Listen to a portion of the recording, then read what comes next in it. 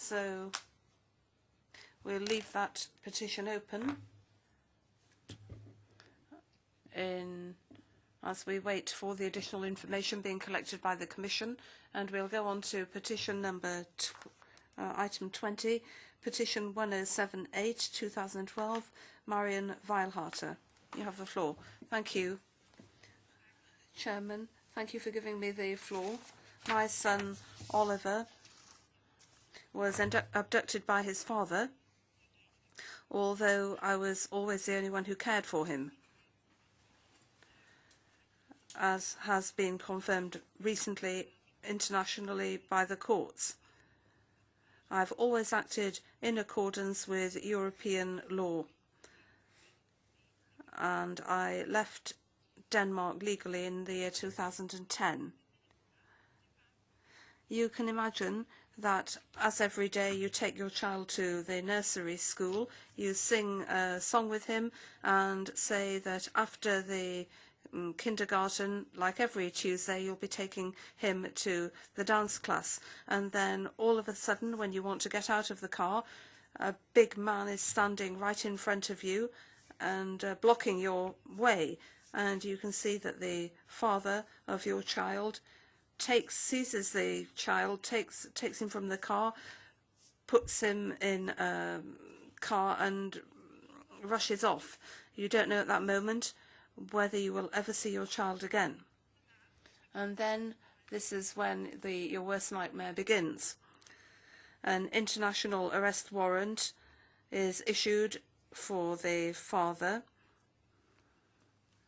and they seek a return of the child under the Hague Convention and the Child Protection Convention, and you still believe that all countries have signed these conventions and that they will observe this ratification and this signature of the conventions.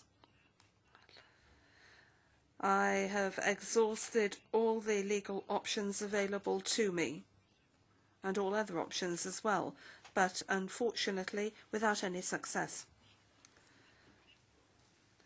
Denmark failed to observe the 6-week deadline under the Hague Convention, and it wasn't until the 20th of June 2012 that it was decided to look at this in court. And I should mention that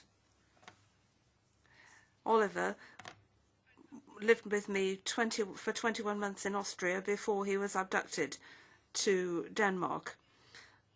But despite that, 10 months after his abduction, Oliver is still in Denmark.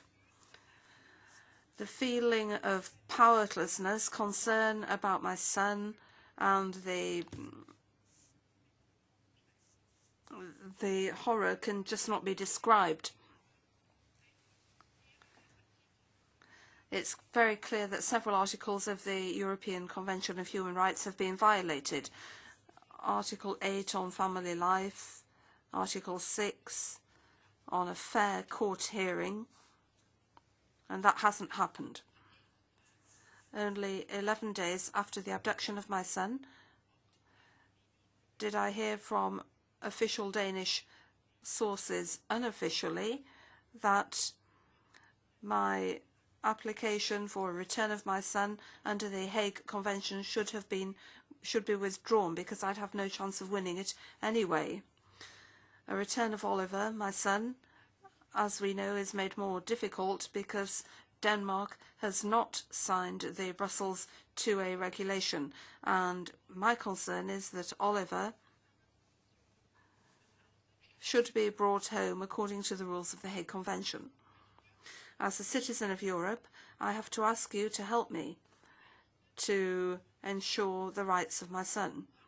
Oliver has a right to a family, to security, and to freedom.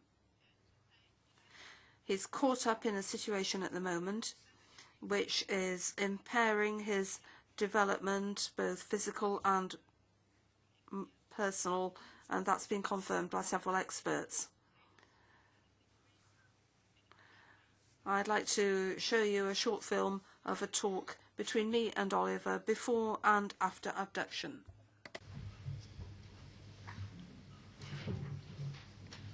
Manni, wenn du die Badewanne eingelassen hast und den Schaum gemacht hast, dann sollst du mich bitte holen. Dankeschön, Papa.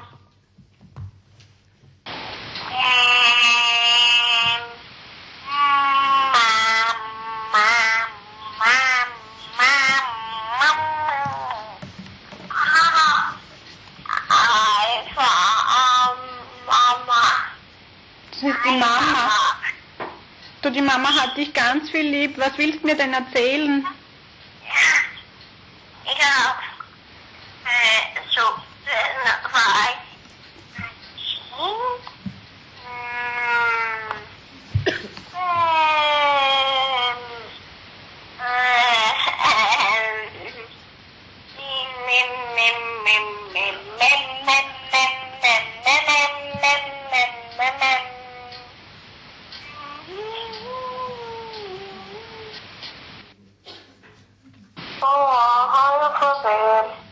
Oliver, Schatzi, weißt du was? Die Mama ist da und die Tante Evelyn. Oliver, du, die Urli schickt dir ganz viele Bussis.